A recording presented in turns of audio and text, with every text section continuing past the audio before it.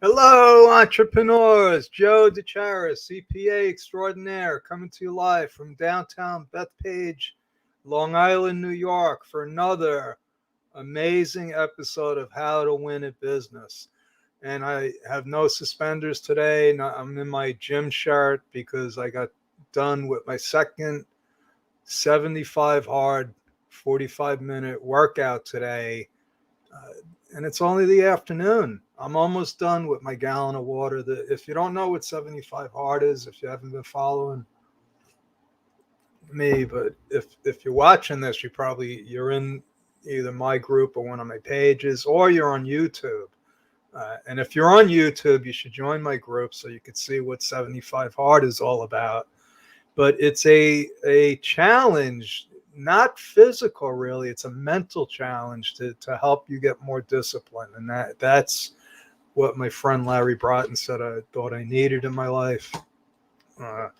And I'm on day, what was today? Today was day 27, and I'm still going strong. So what you need to do two 45-minute workouts every day. One has to be outside no matter what the weather is.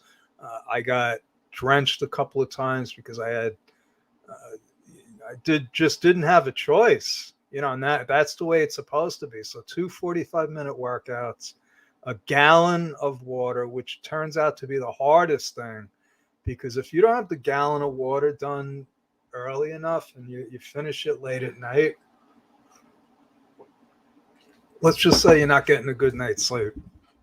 You got to take a picture of yourself every day, no alcohol, and you have to read 10 pages a day of positive, self-development stuff.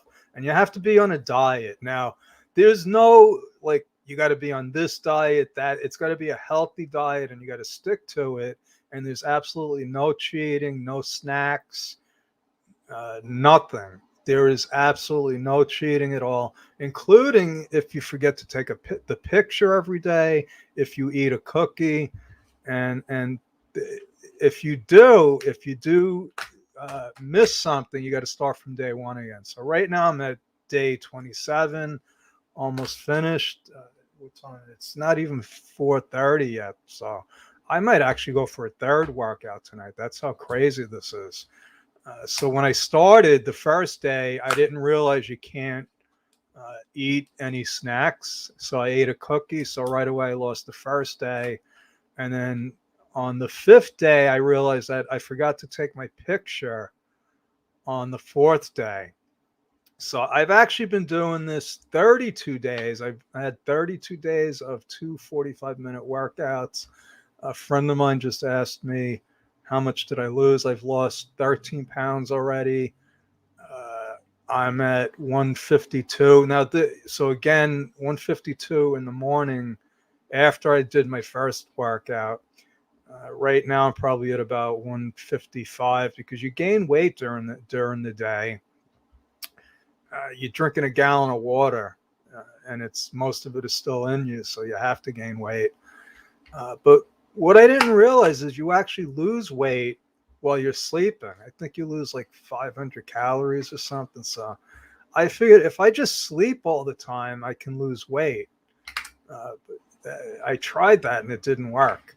But anyway, that's one of my stories. I'm sticking to it. I want to announce another unbelievable workshop that my team and I have put together.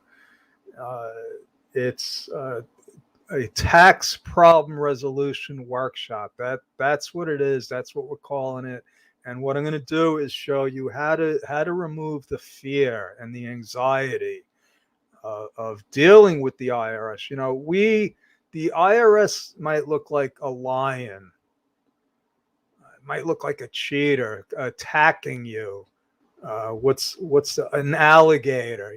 A vicious attack dog, and that's what they are to normal human beings. But people like me, I have superpowers when it comes to the IRS, and I'm not just saying that. It's the truth.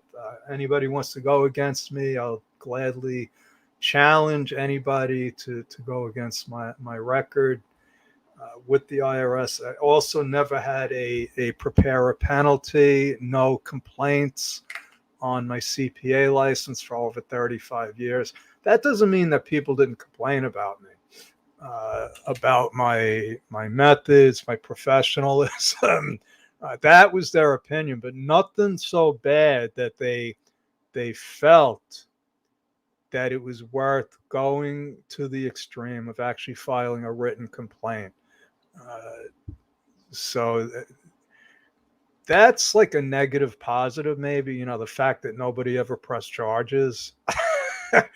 But it's a fact. Now, if you do have stuff on your record, maybe it doesn't belong there. So the fact is, I've never had a problem with the IRS or with my license. I did have one person threaten to have my license taken away, but he was just a disgruntled person.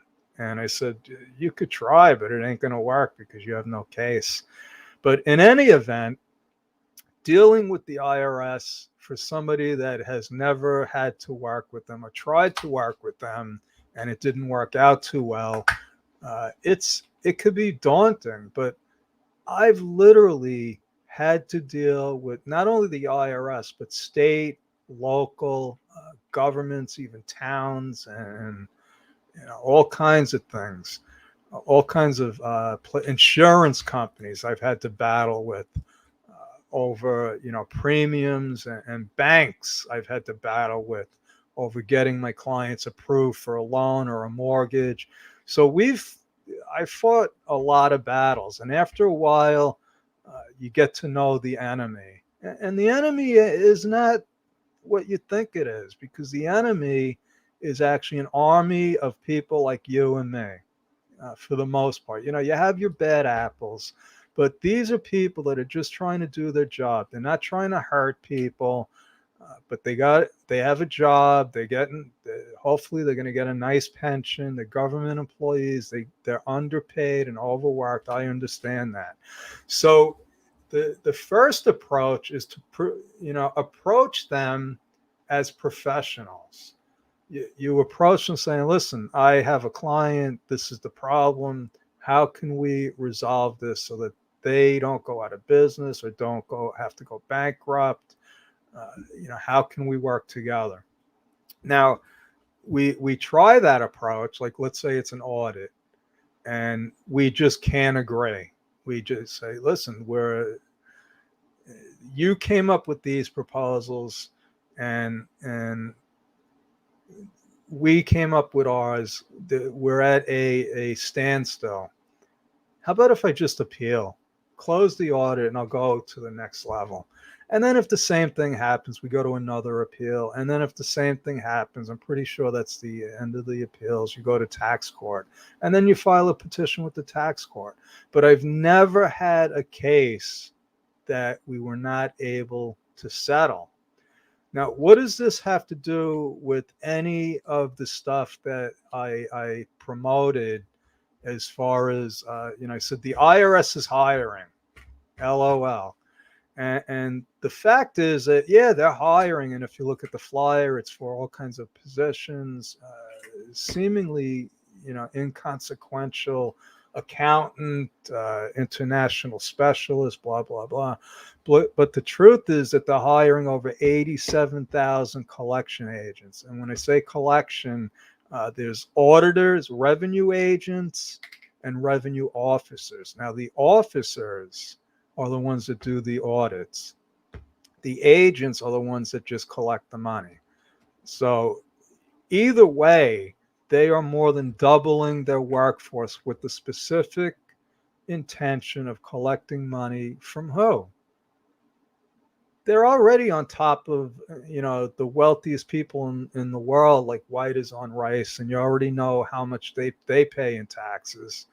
So that's barking up the wrong tree. So they're not going to go after them. They're not going to go after the big corporations because they're already on top of them.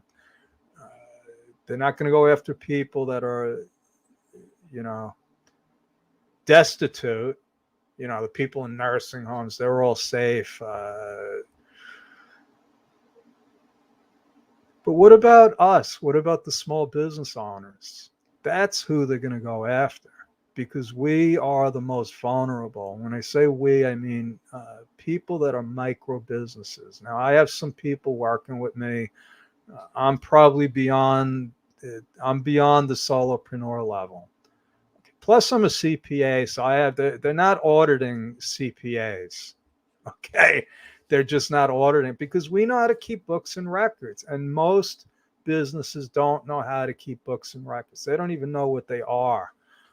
And I'm not putting that as a bad thing.